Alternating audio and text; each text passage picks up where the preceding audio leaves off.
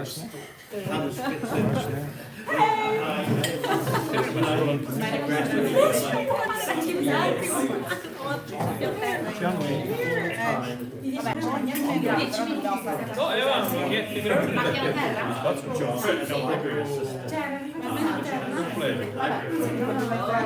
Sì, sì.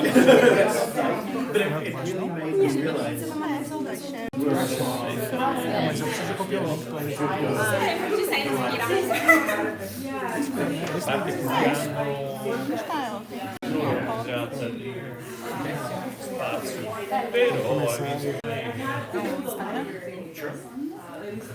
Sì, eventualmente.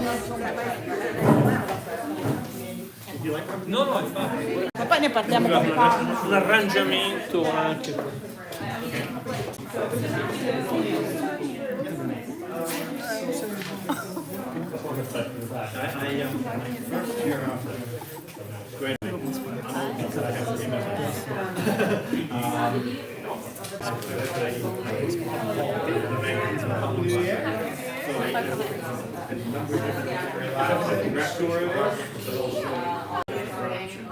And I enjoyed it.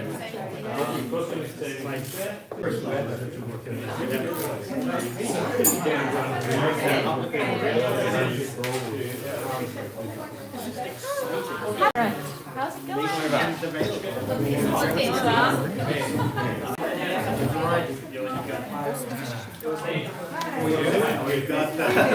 Bene. Now that Baker is open again, benissimo. Closed for like 2 weeks or Sì, something, yeah. abbiamo rischiato la follia. Eccola. Oh, vero, voi mi vedete da un sacco. Bentornata. Siamo visti a Roma in giugno. Vedete meglio di Roma. Va bene, bene. Che era Torno a Roma. Ok. È tornata. Grazie. Stai insegnando. Insegno un corso grado perché a me Per era tardi. un po' complicato. Sì, era già studiato. E l'anno prossimo sono in Good news! Tutto l'anno. I didn't know that. Quindi grazie. Quindi benissimo. Perché Non lo sapevo, ottimo. quest'anno avevo research study di teaching this. Non sono on leave, ma è bene qua.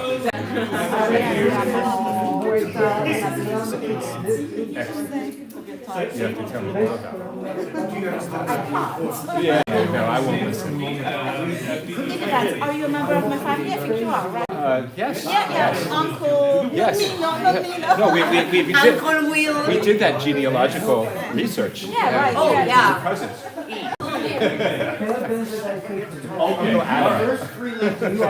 Okay. Adam. I'll make sure later. Tanto, un poquito dove contano. Ma precisa arrumar isso aqui. This is the way. This is how public interfaces the database. But that means that the only way that you look on the shelf. 15 other people in line ask me to try to find where we have things have changed. When you heard about have they already Everything's good? Yeah? Nice. Is she to start to post? Oh, it's, yeah, there's 4 people. Yeah. People went through and I... Thank you guys. Very nice. Very, very nice. Now, do you know who's the lady who works there who used to be here? Yeah. Okay, well, okay, well, let's get started. Thank you all for being here in person or following us on our channel. Welcome to the first Gojo lecture of 2026. My name is Lucas Omigli. I'm the chair of the Department of Italian, Spanish, Portuguese, and Latin American Studies, as the current holder of the Gojo Chair in Italian Studies.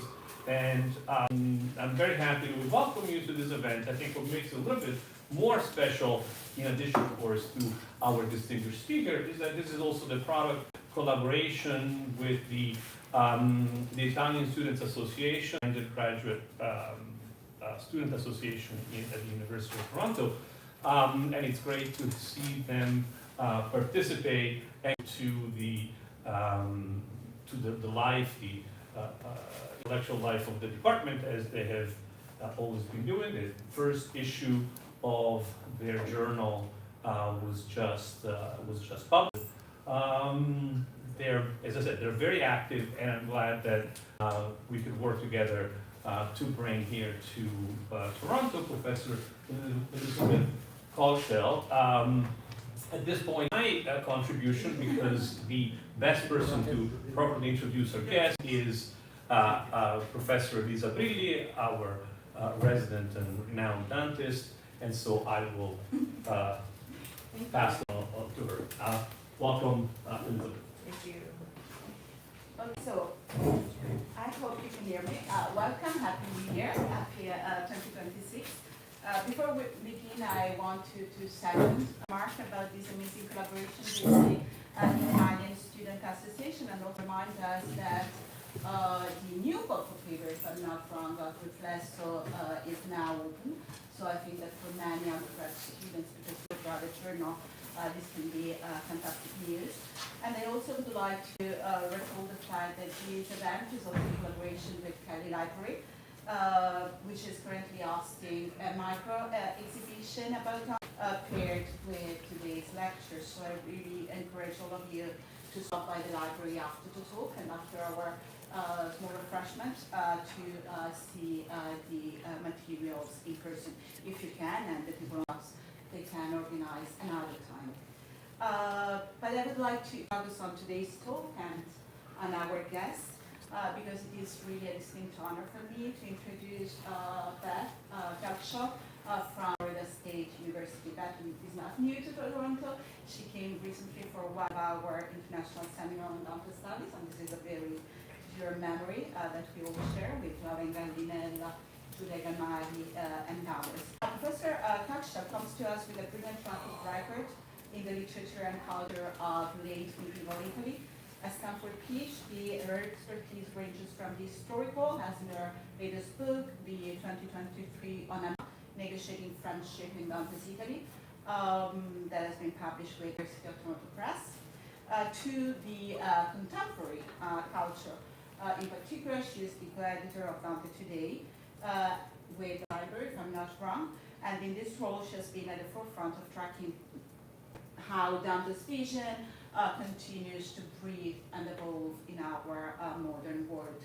I also would like to recall another achievement of hers, the special issues she co-edited with Akash Kumar of Bibliotesca, the Journal of Dante Studies, in 2022. That was devoted to research on the future, Dante and the age, humanities, and I think this was a magnificent contribution that really helped to start rethinking together the way in which we can reframe our Dante studies in new direction. And beyond, she's an acclaimed educator holding multiple awards for teaching and for mentorship. And I think this is always very important to recall, because it makes such a great part of our job as educators. Today, she will lead us through the fascinating concept of Tradaptation. We often think of translation and adaptation as two separate entities, so on, but through the lens of Goodison poetry, we will see how this path might eventually intertwine. And we will explore how the Tuscany vernacular of the 1300s meets the Jamaican idiom of today. This journey, no matter how universal, but in fact, I prefer to say global at its beginning, is often best understood through the most local and specific voices. So please join me in welcoming Professor Cogshell. Thanks, Dr.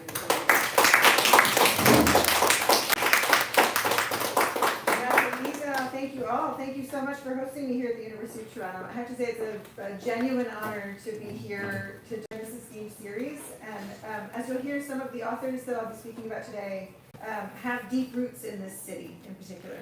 And so I'm especially grateful to be able to speak about their work on this soil.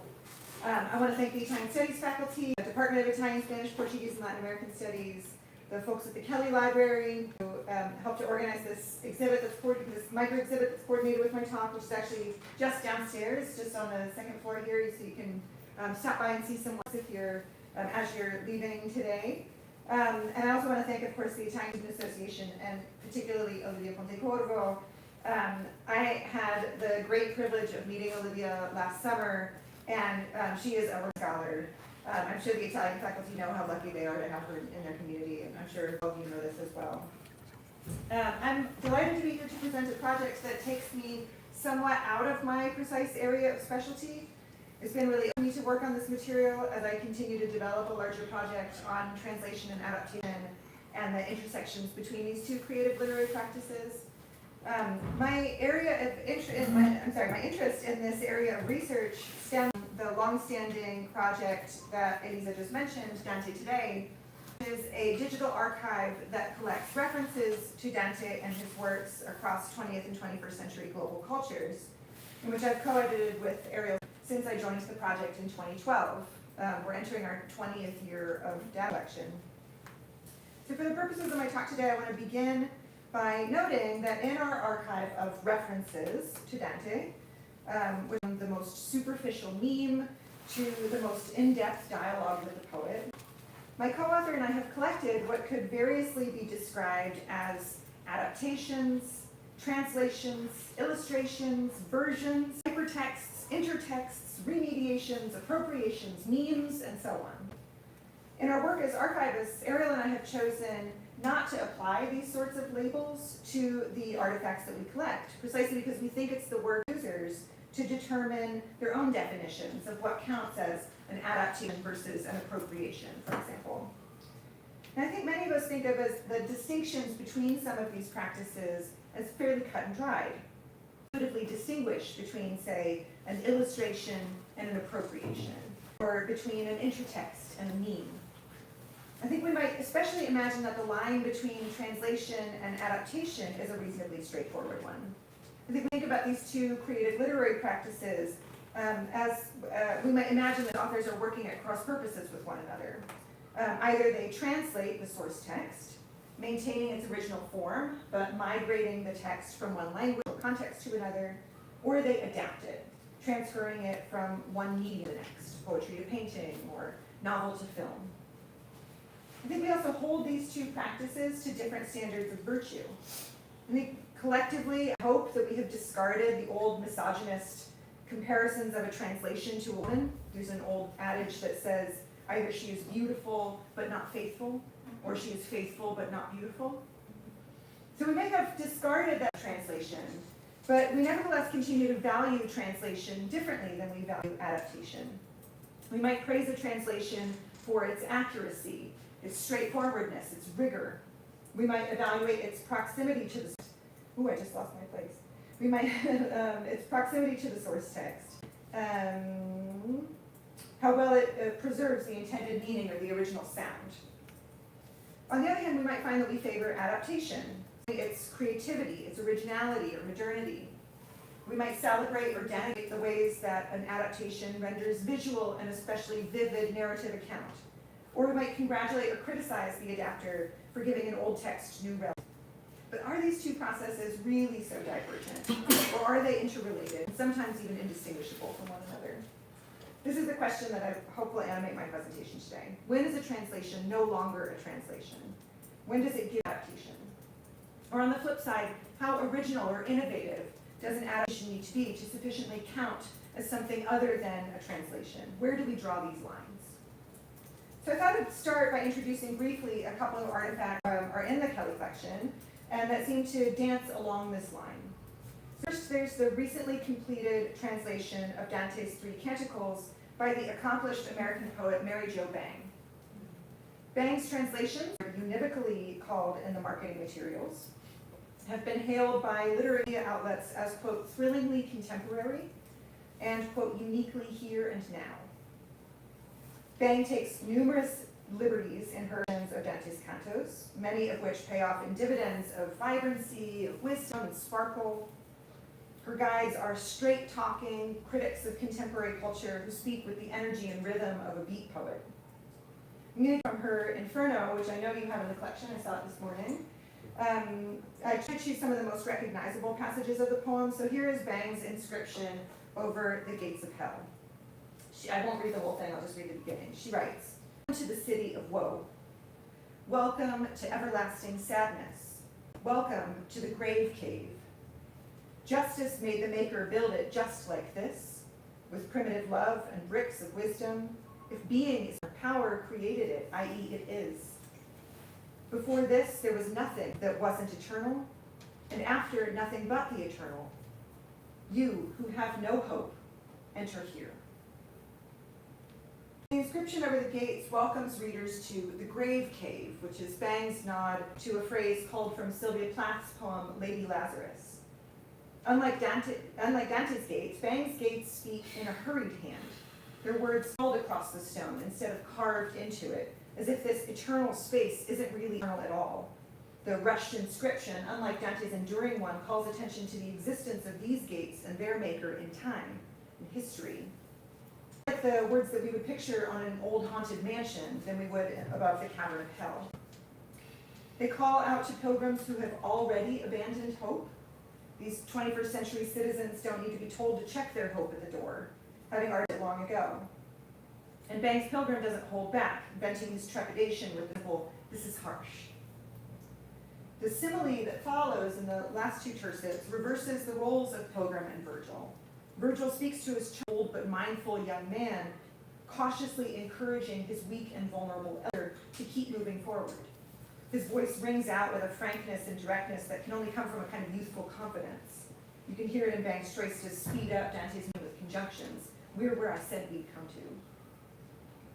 Despite these differences, Bang's reviewers, following the cues of the marketing team at Grey Wolf Press, which publishes Bang's books, don't hesitate to call this a translation. And despite the protests from some of my students, and perhaps some in the room, I think they're right to.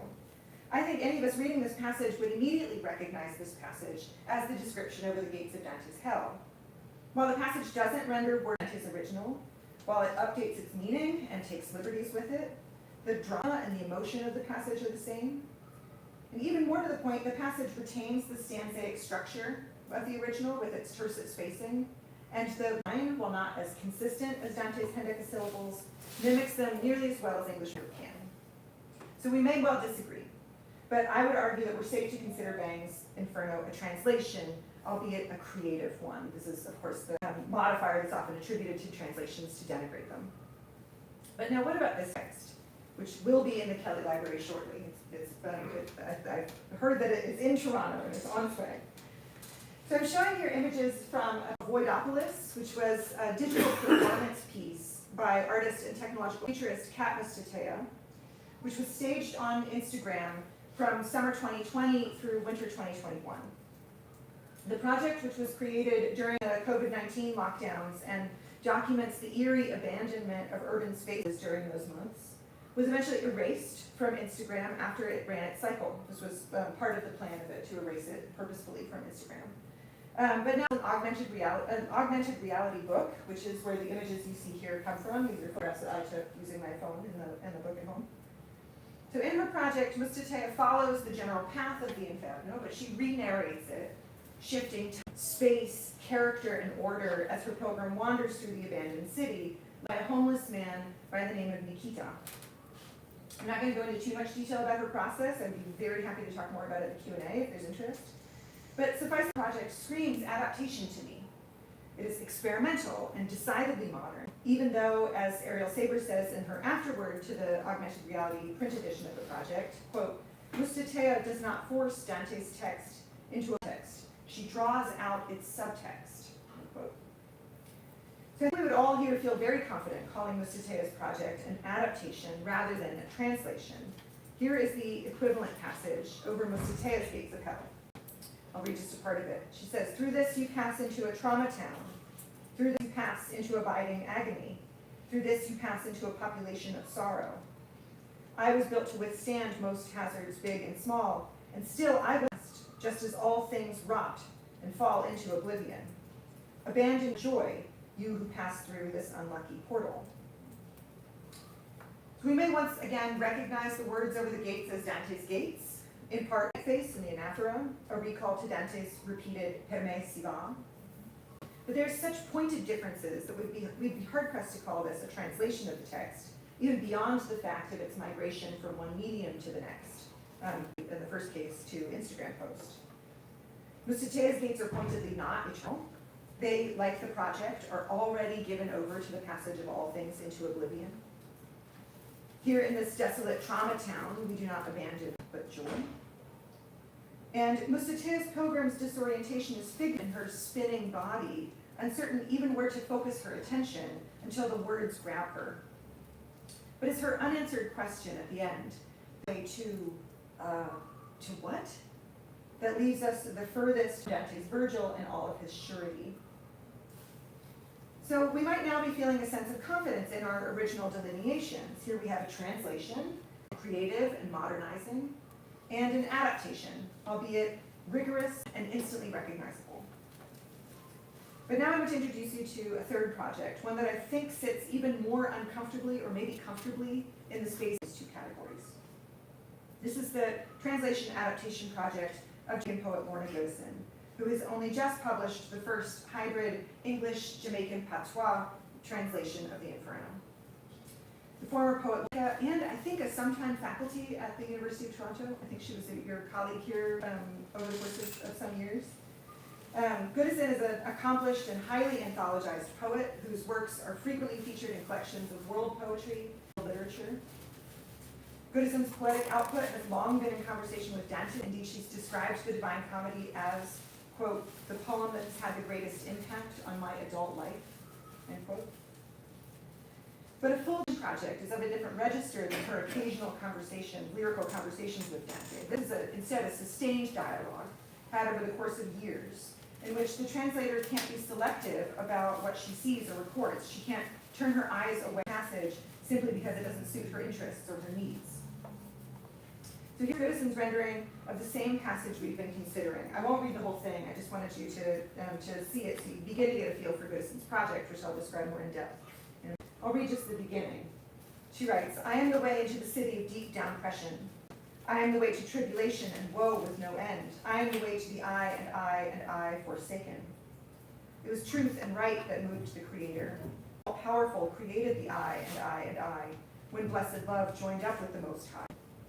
Before I, nothing was but the eternal life force creator of what is. Behold, I live for evermore. Let go off of all hope, all who come in here so. So like Bang, Goodison generally follows the basic form and meter of the original, the tercet structure, the opening anaphora, the essential premises of the text, a triune creator, meaning of hope, the word lettered over a gate, in this case not carved in stone, but here painted on rotted wood. But her city is one of downpression, a Rastafarian pun that emphasizes the forces that keep down rather than lifting them up. The sinners in her hell have forsaken not the God of Roman Catholicism, but the I and I, a reference to the Rastafarian doctrine of one love, the unity of Jah, or God, and each person. So some of this project aligns with Bang's project, a translation which takes creative liberties. But Goodison's project has a political valence to it that Bang's doesn't. It pays homage to Dante's original text, really try to modernize it. It turns it into a vehicle for political assertions about Jamaican identity and Jamaican language. So in describing Goodison's project, I want to introduce a new term into our discussion today. That term is Tradaptation. In making reference to this term, which combines the words translation and adaptation, I'm referring to a neologism created by Michel Garneau, who's a Quebecois playwright who coined the term to describe his translations and adaptations of Shakespeare's plays into Quebec in the 1970s and 80s, the most tumultuous decades of the Quebecois separatist movement. Following the term's coinage, Tradaptation has come to identify a certain kind of literary political practice in an article published in the May 20 issue of PMLA by Catherine Gillen and Catherine Romero Santos on Shakespeare and the Politics of Tradaptation, which describes a roundtable session at that year's MLA meeting 3 years ago now. Gillen and Santos argue that Tradaptation plays a key role in literary resistance to colonial rule. They claim that what distinguishes Tradaptation from translation is that it, quote, remains especially relevant in places where linguistic difference, as it is in everyday life and represented in performance and literature, is bound up with national, colonial, and racial politics, end quote. Tradaptation, in their view, represents a form of resistance to what they call, quote, linguistic oppression. Adapted works, quote, cross and unsettle the boundaries of both the nation-state and canonical authority, thereby exposing fantasies of textual fidelity and of linguistic and racial purity, end quote. So much like the Shakespeare discussed in the PMLA essay, Goodison's Tradaptations of Dante's cantos are inherently political, grounded in a politics of place and language that adheres more closely to Dante's project than other more traditionally faithful or literal translations do. So in the time that remains, I'm going to examine Goodison's use of environment, character, and above all, language, to investigate how her Tradaptations create a hybrid subculture, emerging from very specific locus and genealogies, to participate in the Dantean project of excavating the local to reveal its allegorical extension. Unlike many of the Shakespeare Tradaptations considered in Gillen and Santos's article, Tradaptations don't seek to destabilize Dante's cultural supremacy or global legacy. Instead, they participate in it in a way that the text explicitly invites, inheriting the poet's Vedic mantle to generate new meanings for new generations. So my talk will have these three parts. So first I'll turn to Lorna's Tradaptive landscapes and settings. The opening tercets of Goodison's Inferno signal this Tradaptation's investment in a here and a now of the original poem. The first two words transport the reader immediately to the center of Kingston. Halfway tree. The journey of our life found me there at midnight in a ramshackle state, for to tell you the truth, my feet had strayed. Now, halfway tree, for those of you who are not familiar with Kingston, is no literal selva oscura. The square that bears its name is the busiest crossroads in the city of Kingston, where the National Works Agency suggests some 250,000 people pass through daily. The intersection with its iconic clock tower, as you see here, remains busy both day and night. Unlike Dante's Selva, halfway tree is not distant or moved from the Vita Via, the straight path. It is the literal midpoint of roads, another way of figuring the mezzo del cammin of the first verse. Goodison says she laughed and cried when the image of halfway tree came into her poetic imagination. Halfway tree, she told me, quote, is a very congested and busy place in Kingston. While it is not exactly hell, I'd hate to find myself lost there at midnight, end quote. More than a forest would, Goodison buzzes with the disorienting noise of 21st century life. For a sensitive listener like Goodison, one can imagine that the crowded, bustling square might be the space where she would feel most lost, most abandoned, most bewildered and alienated. The loss of one's bearings refigured as the loss of the comforting and familiar quiet of home. As a poet, Goodison thrives on her hearing. In an interview, she explained, quote, no writer worth his or her salt would ever go out on the street with a Walkman. You listen to the music of what happens, and you need to hear things. I do an awful lot of just listening and looking, end quote. Goodison's practice of listening and looking carries her always back to Jamaica. She has described herself as a poet of place, finding its source in the duty of her Jamaican homeland. Like Dante, she spent much of her life far from that homeland, although not in exile. She insists on this, as she can return whenever she so chooses. She once said, if I said I was in exile, I would be poisoning the wolves. Her physical separation from the soil of her island home triggers a longing that means it's never far from her. This is one of the central and most poignant resonances between her work and Dante's. The towns, rivers, mountains, cliffs, trees, flora, and fauna of her homeland haunt her underworld like benevolent spirits, in much the same way as Dante's Tuscan place names maintain his poem's connection between the human world above and the spirit world below. Many of Goodison's Jamaican place names emerge in this way, things that resonate anew when Lorna's pilgrim passes by them. The Hope River, from which poetic genius flows. The ugly river, beardy-faced boatman. The blue mountain, source of joy and renewal. Lover's leap, where legend has it, two young enslaved lovers leapt to their deaths rather than submit to the will of the plantation owner. In many cases, place names were selected more for their sonic than their cultural or historic resonance, but all of them signal that this new underworld is a locally specific one, with a particular landscape and a particular geography. Rocky soil, battling rivers, blue seas, hurricane squall, painting vivid pictures of human and more than human life in light, color, texture, and sound. In a podcast interview from May 2023, Goodison on her winding road to becoming a poet. One of the turns in her path came from a beloved English poem that she memorized at the age of 7 and can still recite from memory. This is Wordsworth's "I wandered lonely as a cloud," famous for its daffodils. After declaring in the podcast, the interviewer immediately asked her if there are daffodils in Jamaica, and she replied, quote, "Absolutely not," which is why this poem is important. Because I was also a very hard-headed, strong-willed child, and I would think about the flower that doesn't exist here. And then I thought, you know what, maybe I should be writing about flowers that grow here. So the daffodils sort of made me into a poet in some way, because I wanted to see my flowers represented, my people represented. That drive to see flowers, trees, places, people, and all their sounds represented in her poetry is what makes these Tradaptations. When reflecting on this lyrical origin story, Goodison channels the challenge set forth by Barbadian poet and Al Brathwaite, who in his History of the Voice explains that the Commonwealth has trained themselves to write by imitating British poems about the snow. In schools, Brathwaite says, Caribbean children would write essays describing blanketed fields of sugarcane. The imported imagery, lexicon, and meter of these verses resonated only with the experience of the imperialist other. And these poets lacked the models for writing about their own environments. Brathwaite, I'll just read the second part. We haven't got the syllables, the syllabic intelligence to describe the hurricane, which is our own experience. Whereas we can describe the imported alien experience of the snowfall. It is that kind of situation that we're in. For Brathwaite, this resonance is not only a matter of terminology, but also one of form. The hurricane, Brathwaite most memorably commented, does not roar in pentameters. He goes on, and that's the problem. We get a rhythm which approximates the natural experience, the environmental experience. Goodison's Tradaptations reply to Brathwaite's rhetorical question.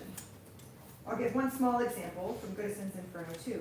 Goodison's pilgrim finds her spirit buoyed by Miss B's narrative of the all-female chain of grace that has come to rescue her, by way of what she calls the road pocked with pit, pot, and sinkhole. In Dante's original, the pilgrim compares the spirit to little flowers, warmed by the rays of the sun after they had been bent down by the nightly chill. Quali fioretti dal notturno gelo chinati chiusi, poiché il sole imbianca, si drizzan tutte aperti, tal mi fec'io di mia virtude stanca, e tanto buon ardire a mi corse, chi cominciai come persona franca. That notturno gelo of Dante's simile does not resonate in Goodison's Inferno. So Lorna's speaker finds a different point of comparison. Here's her Tradaptation of those verses. Just like the shame the lady flowers that droop down when night come, until the sun shine on it head, and it just lift up ahead and just spring fresh again. It's just so my waning strength started to rise in me. I find courage building up in me heart. So I start talk big and bold like one who get hold, then release. Goodison replaces Dante's fioretti with a local Jamaican flower, the mosa pudica. It goes by many names, including shame plant or dead and wake, but most often in Jamaica it's associated with women, shame old lady. The shame plant is well known in Jamaica for its unique ability to retreat from touch, exposing thorns that would protect the plant from harm. I found this GIF so that you can see the movement of the plant. It actually grows in my name, which is really amazing. So you can see it retreating from touch. It also closes at night and then reopens in the sunlight, as Goodison describes in the passage. So the simile compares Goodison's pilgrim to the shame lady flower, spirit retreating from the task ahead in fear and shame, closing her leaves in on herself in protective measure. but the comforting words of her guide renew her strength, like the morning sun wakes the shame lady. Goodison told me that she loves because it is a gendered one in Jamaica, that women are the ones who are made to feel shame. The image becomes all the more evocative then, not only in its Jamaican specificity, but also in its gendered and emotive capacity, particularly in this Tradaptation. The protagonist is a black woman, and I believe it's unique in that. I can't think of another translation or adaptation of the Inferno that has a black female protagonist. It isn't merely the gestures of the plant that Lorna's program mimics, but its spirit, moving her body in defensiveness and her perceived inability to move on. We feel Lorna's program's shame at having doubted herself. We feel her reinvigorated, much like the shame lady flowers, by the warming and encouraging words of her guide, friend, Miss Lou. So this brings me to my second category, which is characters. There are many duppies, as Goodison calls her shades, who populate her underworld, especially Derek Wolcott, Kamal Brathwaite, Harriet Tubman, Marcus Garvey, Grandy Nanny and her Maroon Warriors, a host of reggae musicians and Rastafari elders. But in the interest of time, I'm going to focus on one, Dr. Louise Bennett Coverley, known affectionately as Miss Lou. And I have to add that it's a special honor to talk about Miss Lou here in Toronto, where she spent much of her life and where her legacy continues to be celebrated, especially by the Harvard, which I've only just learned about, which opened the Miss Lou Education and Learning Center in 2024, and still, I believe, commemorates her birthday every year on September 7th. So next September, go out and look for some Miss Lou related activity. Miss Lou was a bit of a latecomer to Goodison's translation project. In her original published translation of Inferno 1, the guide that had rescued Lorna's pilgrim in the wild, rocky place that she found herself in was Goodison's friend and mentor, Derek Wolcott. But for Goodison, Louise Bennett, who was a close friend and a fellow Jamaican diaspora writer residing in Canada, a mentor, a performer, a poet, and a woman, represented of strength, integrity, and moral wisdom, someone, she told me, who can carry you through a dark place. And so in the revised version, she chose Miss Lou as her guide. To my knowledge, this is, as I said, the first case of a writer selecting a black protagonist, but also selecting a black woman to serve as the new Virgil of the text. Some of you in the audience may already know much about Miss Lou, but for those of you who don't, Louise Bennett, who died in Toronto in 2006, was a poet and performance artist, and perhaps with one exception, the most famous and most beloved literary celebrity in Jamaica and in the diaspora in the last century. She was a staunch defender of Jamaican language and culture, which still legacy of plantation slavery, and her work is bound up with the intersections of language, identity, class, hierarchy, and power. After training at the Royal Academy of Dramatic Arts in London, Bennett developed a performance style that would make in Creole to a literary language and present Creole speakers not as unsophisticated simpletons who speak a corrupt English, but, to cite Goodison, as, quote, rightful human beings with hearts and minds and ambition. In a performance piece that was eventually published in the 1993 collection, She Say, Bennett directly addresses the power of Creole. First, she advocates for correcting the imbalance in perception between English, a so-called of Norman French and Latin, and Jamaican Creole, which is treated as a corruption of Standard English. If I have a minute, I'll play a snippet of Jamaica language, which is one of Bennett's most beloved performances. I think it's especially to hear her voice when we talk about her performance pieces, and also note, of course, that because it's a performance piece, the language changes a bit each time, so the quotation that I've printed here, which comes from the last section that I'll play for you at the end of the 2 minutes, what you're going to hear, but it gives you an idea of what she's saying. I'll just play a little bit. And we have a whole lot of wonderful heritage, songs and stories and proverbs, and all kinds of nice things. And our language, of course, the basic things, language, which we have been talking for 200 years. Yes, we do. And my aunt, what you said, she don't like, nobody say the language at the heart attack, she you know. About the whole rhythm of the language, my child. You see, it's because all this folklore and this culture that we have come from all the different people who have lived in the country, you know, and we just use it and now a real West Indian, a real Jamaican culture. For my aunt, what you say, in the Asian culture, and the European culture, but upon African culture and the Caribbean people. We stir them up and blend them to it. We shake them up and move them to the beat. We wheel them and we tongue them and we rock them and we sound them and we tempo them and laugh the rhythm sweet. Yes, we are. So then we don't need to share the things we have at all. Like man, she vexed anytime she hears people come stand for the Jamaica language as corruption of the English language. You ever hear anything like that? And she don't know what better not call the English language corruption of the Norman, French and the Greek and the Latin, but the English is derived from. Well, you hear the word? English derived, but Jamaica corrupt. No master, that's not so. We corrupt and then derive. We derive too. Jamaica derive. We derive.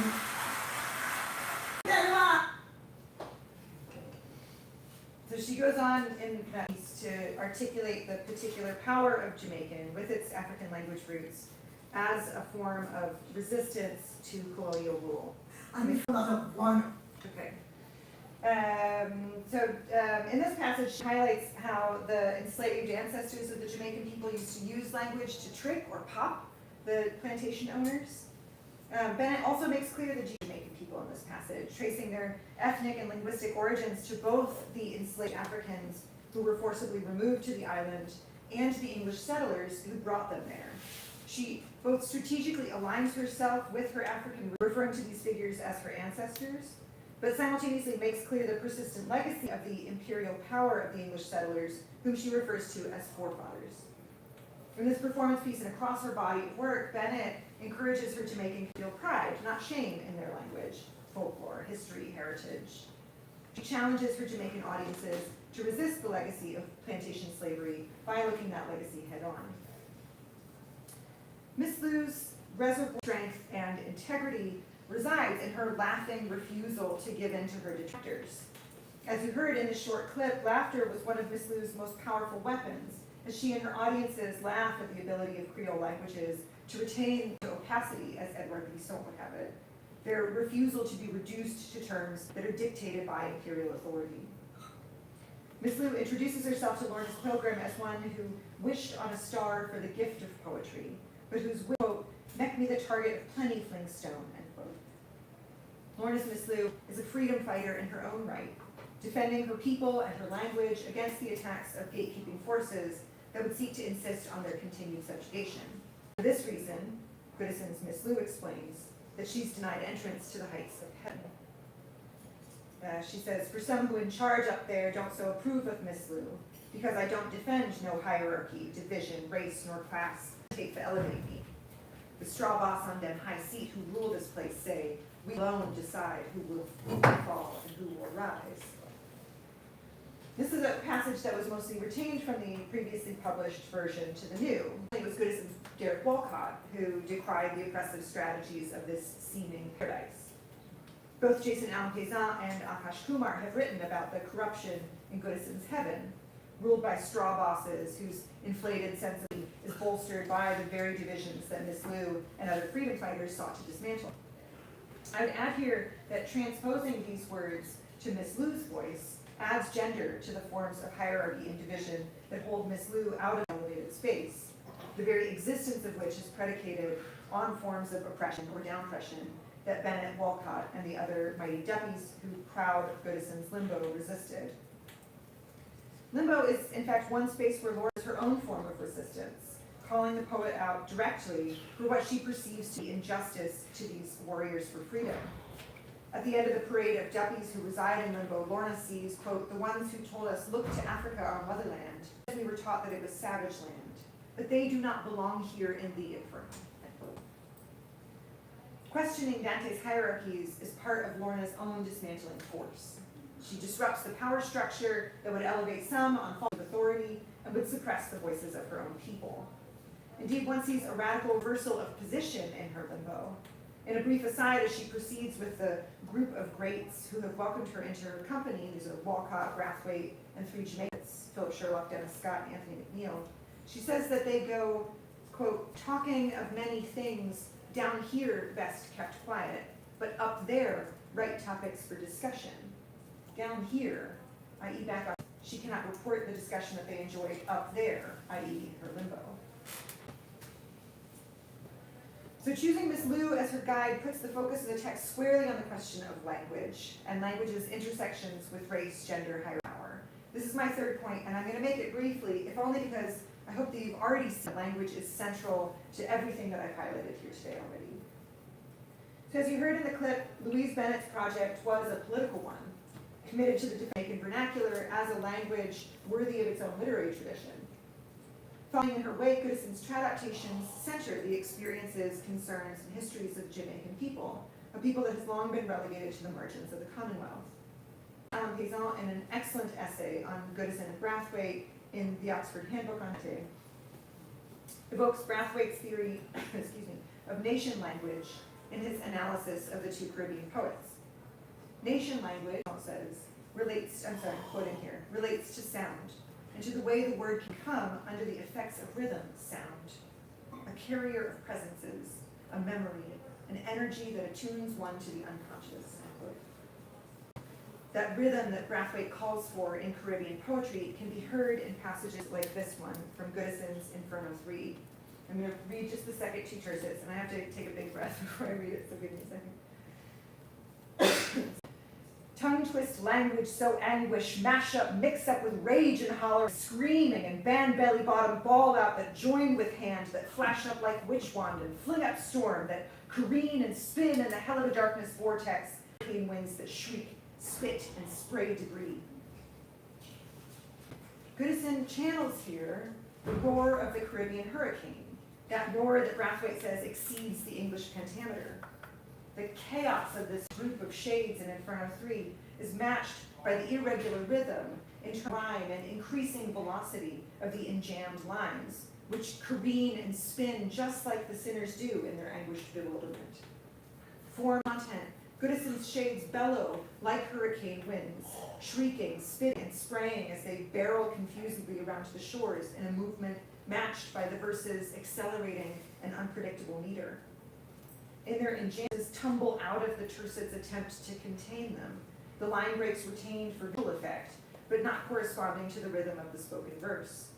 Dante's tumulto, the tumult of Inferno 3, is here transcribed into a metrical tempo.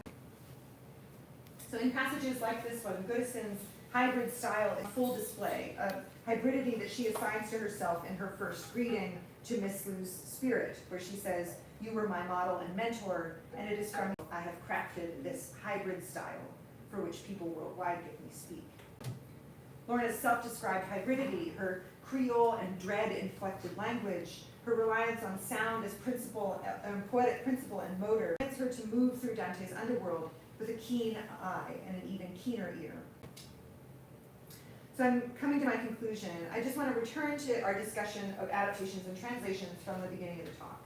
So there we saw that adaptations seem to work at cross purposes with one another, even if they often overlap, as in the case of Mary Jo Banks' original translations and Kat Mustatea's rigorous adaptations. But Tradaptation is a different process altogether. Trad, that it's been theorized since Michel Garneau coined the term, represents an evolution that carries the text across time, place, and politics. Tradaptation is both translation and adaptation simultaneously. It's a transcultural, as Susan Knudsen puts it in this essay, in an essay in this collection, which I'm here. It's a transcultural exchange brought about with, quote, intentionality and transparency. It proceeds from the original text, but rather than merely read it, it enters into dialogue with it. As it re-renders language and cultural reference, Tradaptation doesn't hide its adaptive nature, but showcases it as a model for new modes of representation of and for the target audience. Tradaptations sharpen a community's sense of its own history, current moment, trajectory, by reaffirming that collective's sense of itself through local color, intertextual reference, and metonymic substitution seen in and through the original text. At the same time, Goodison's Tradaptation sharpens the imagination of the collective to project itself away from dominant modalities and to embrace its possibilitarian identity. Tradaptation is thus future-oriented, even as it is critically invested in representing the here and now, It uses representation of the present to bring about new possibilities for its imagined audience. As it does so, it weaves history with possibility, using cultural memory from a new kind of liberatory identity for the collective, free from old paradigms of domination. As Susan Knudsen says, Tradaptations, quote, enact a kind of cultural exchange which is not dependent on power, but represents a liberating combination of elements retained for the future, end quote. So what I'd like to propose here is Goodison's Tradaptations uphold old notions of fidelity altogether, restricted as they are to textual correctness, historical specificity, factual accuracy. In fact, I would contest that Goodison's Tradaptations are more faithful to Dante's original poem than are many of the traditional translations that continue to be produced year by year. By fidelity, I'm not referring to accuracy to text, those eminently serviceable translations that hew so closely to the text that they aim to render it nearly a word-for-word exchange. These translations, of course, have their place, particularly in the foreign language classroom or in the literary historical. But Tradaptations like Lorna's perform another important service for comedy, which is to channel the spirit of the poet and bring the text back to a new life. Lorna's Tradaptation project is less a passage across to another, and instead a passage through. Goodison feels this as she translates the poem. She describes the comedy as a mighty work, the mightiness of which consists for her in the poet's experiential presentation of the underworld. She says she weeps for him when she thinks about what he, the poet, had to sacrifice, carrying those visions with him day after day as he was writing. Like Dante, Goodison has a highly imagination, and as her pilgrim encounters each of the sinners and their punishments, she viscerally unfolds their pain in her extrapolative imagination. She sees Dante's pilgrim mirror himself in each of the sinners she encounters, and she does the same. Everything there in hell is in you, she insists. As part of the project of the poem, both Dante's original and Goodison's Tradaptation to bring the reader to see that. So I'm going to stop there because I wholeheartedly welcome your comments, questions, and thoughts. Thank you so much for your attention.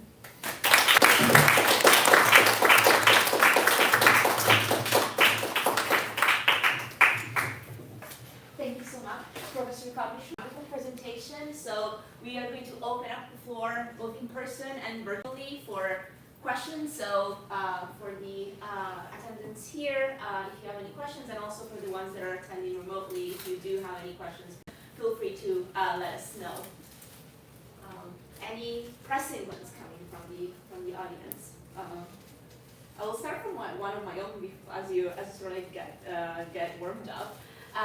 It's kind of a question because Sure. you mentioned that Lorna has worked on basically pieces of the Inferno before. So you mentioned the change of guide. Is there any other interesting change that you saw comparing the two different versions? Yeah, so let me think. I've spent most of the time with the Inferno one.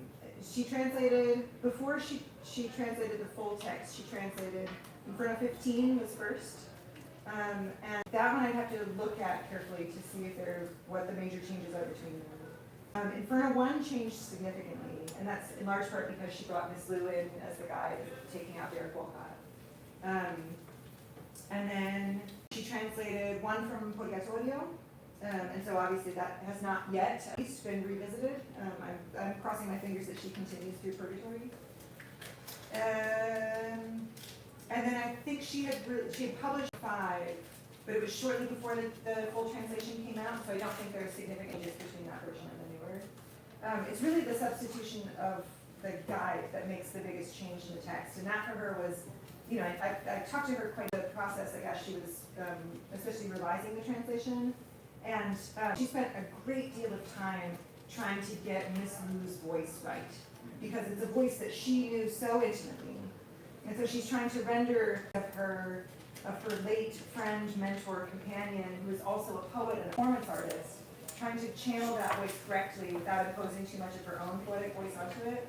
So I know that's the part that she labored over the most. So I saw an earlier draft of it, and I had to make sure that I substituted the right citations from the earlier draft, sort of minor changes. Like for example, but they do not belong here in the Inferno. In the earlier draft was less forced than that. I think she said something like, but I do not think they belong here in the Inferno. And she stated it quite firmly in the final version of it. Thank you. Any questions from the audience? I'll start here, but I will have to pass on the mic, so you have to fill it in.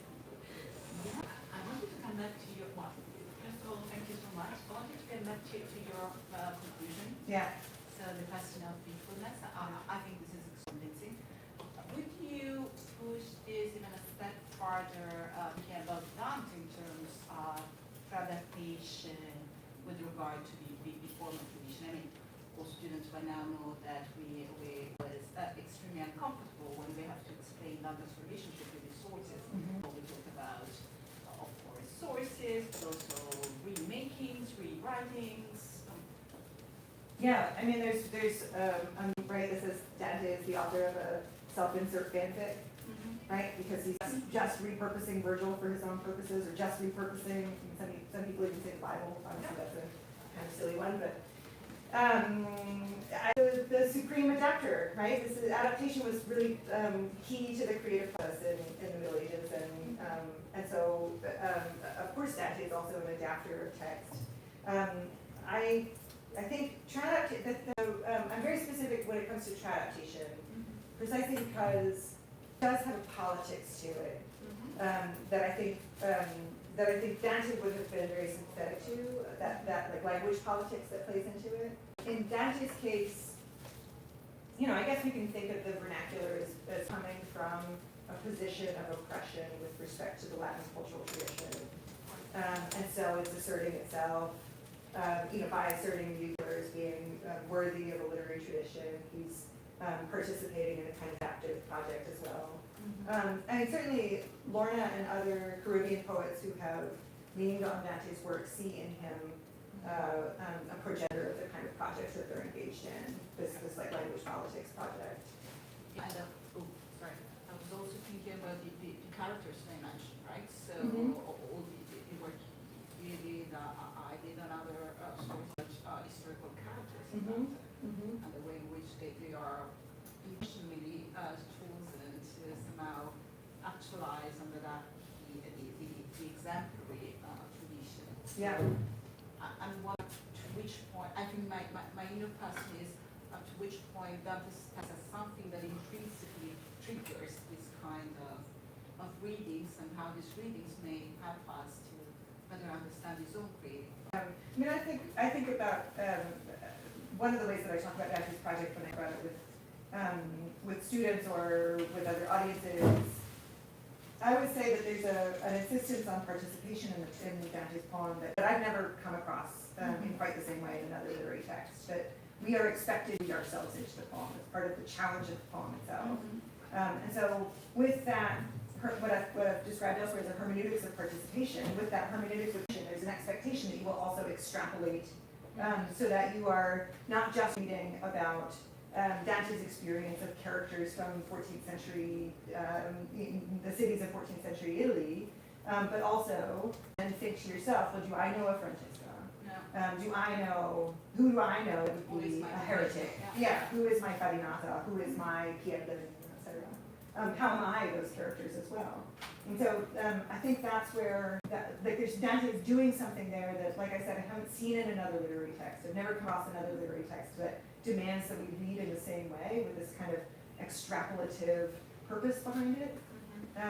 I think Lorna's the nail on the head in that way, where she's reading, you know, as you said, through a local lens, like really thinking about penetrating the local to understand its allegorical signification.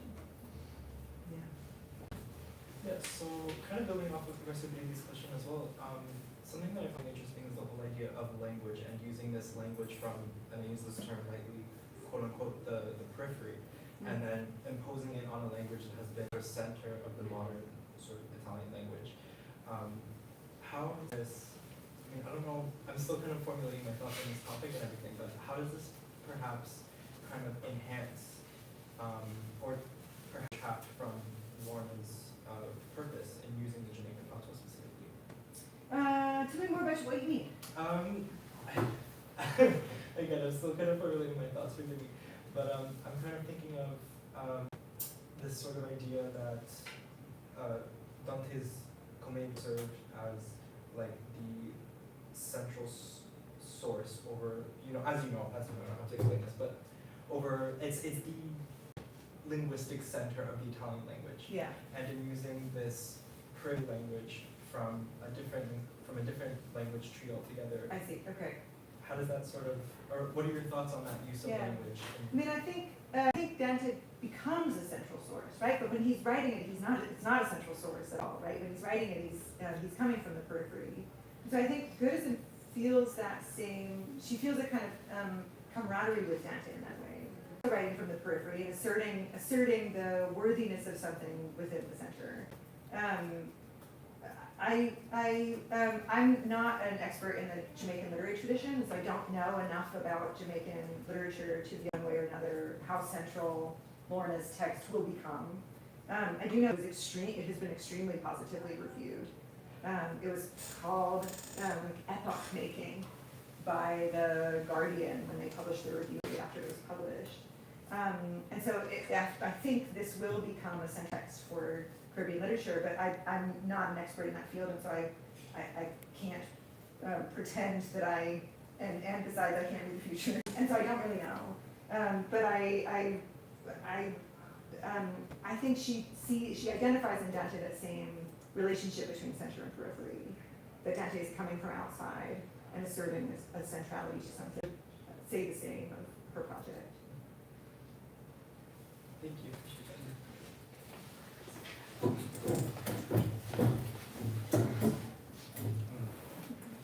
Thanks. I'm thinking about Lisa's question about Dante's relationship to his sources. It made me want to ask a question about poetry and Tradaptation. Like how important is it that these are poets writing poetry? I'm thinking about Dante. It was what do you say about Taddeo Alderoti's translation of Aristotle? He hated it. It was disfiguring, right? It wasn't literal enough. He wanted that translation to be word for word and accurate. But as a poet, he has a different stance. I'm just wondering, the discussion of Tradaptation was fairly general. Is there something about poetry and poetics, the fact that Lorna's a poet, that really important to Tradaptation, or is Tradaptation, I mean, obviously it's wider than that. Yeah. Yeah, I mean, so the only texts that I've seen the term Tradaptation applied to are in relation to theatrical texts, because it's almost always in Shakespeare. I haven't come across the term outside of Shakespeare studies. And so, I'm thinking about it as a term that we can bring out of that context and say, well, yes, it also happens in poetry. Of course it also happens in poetry.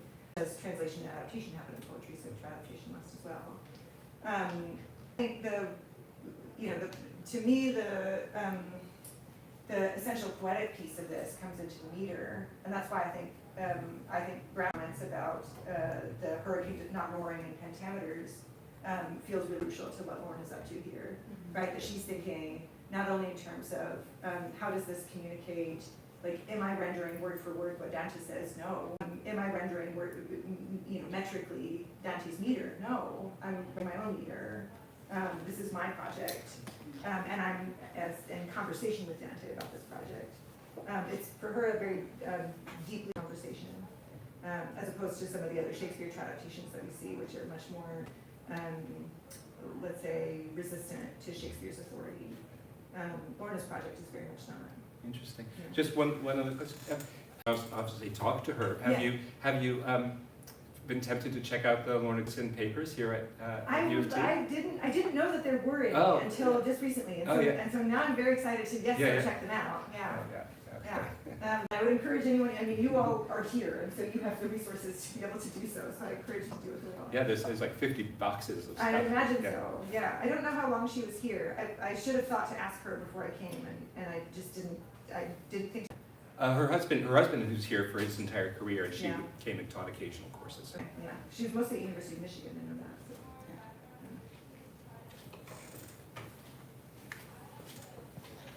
Any other questions? Thank you so much for the lecture. This was brilliant. I have a question. I was really struck by her care and attention to Dante, but also to the poem and her Tradaptation.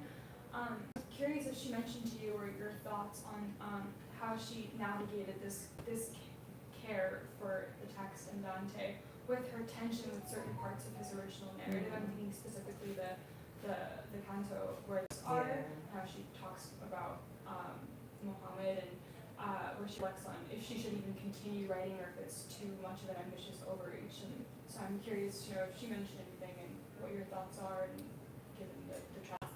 Yeah, I'm glad that you have I'm glad that you brought that piece of text to light. I'm glad that you have the translation, which there's a copy circulating in your library, so if anyone's interested, of course, you can check it out once Olivia's done with it.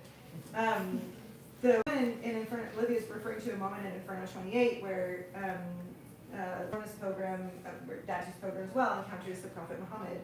And it's a troubling passage especially for 21st century readers. A passage for a lot of translators and adapters to deal with. It's different. People have come up with different solutions.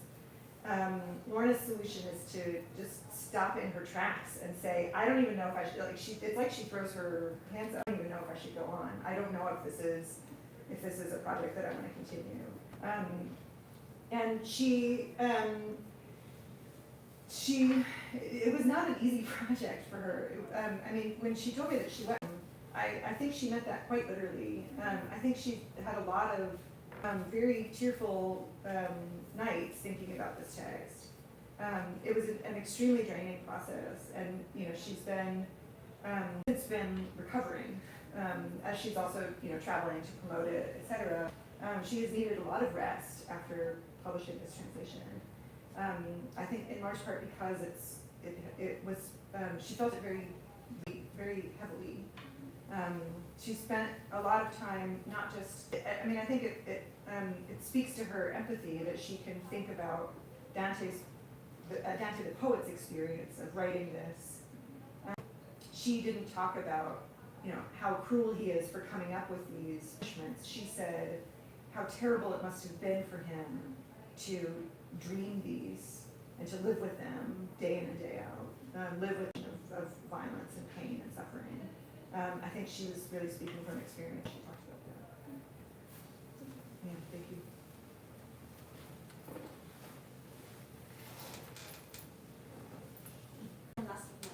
I'm using of my powers. It was kind of like a throwing a gauntlet. The quote that you read earlier on, that the hurricane cannot be translated into pentameter. Yes. You spoke about form. Yeah. Can it be translated into text? That's the thing, because I think I saw throughout the examples that you brought up, the tercet or the impression of the tercet, but I think like the unity of the stanza form. Maybe not the meter, but it was always kept. Yeah. So Dante not only give us an extrapolatory system, but also a narrative form to carry it out throughout. So that's an open question. I love that question. Certainly, Dante's tercets in particular, right? They're not self-contained because the rhyme scheme is always forward to the next one, and so like the hurricane, it's always sort of twisting back on itself as it moves forward, right? It's a spiral, and so in some ways, it's much closer, let's say, to a hurricane than pentameter would be. I think what Lorna manages to do in that passage that I read is to almost explode the tercet form, where it's it appears in form, but the meter is completely different from Dante's meter. You almost can't that passage according to the line structure that it suggests because of the enjambment of the lines and so on. I don't know of other places where she does it quite so explicitly. We'll leave it to Olivia to do research on it since she has the book checked out. She can find other passages that spill out of their tercet form. I think your suggestion that the tercet is closer to a hurricane than say a couplet is a very good one. I think that it's the rhyme scheme that really lends itself to thinking about it in those terms, like the text-anima, looking back as it moves forward. Any other questions? Okay, and the discussion can continue downstairs. I reiterate the invitation to go and check out the small exhibition that we have downstairs, and to continue talking with Professor Coppichon, which I thank for this wonderful, generous presentation. Thank you so much. Thank you.